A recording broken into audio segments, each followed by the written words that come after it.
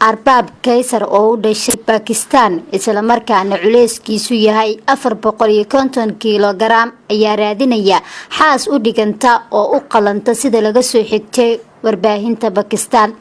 ninkan 27 jirka ah ayaa diiday guurka 300 oo gabdhood sabab la xiriirta in ay ka yar yihiin jir ahaan iyo da'da intuba.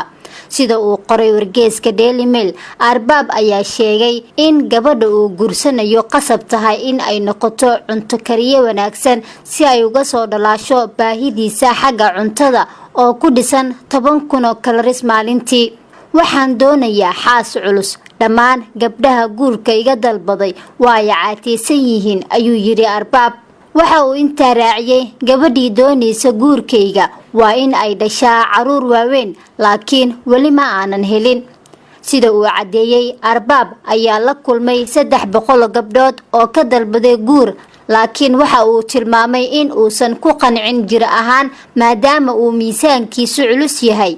mar su'aal laga weydiiyay xaaladiisa caafimaad, ninka miisaankiisu culus ee reer Pakistan ayaa ku jawaabay in uusan ka cabanin xaalad caafimaad daro.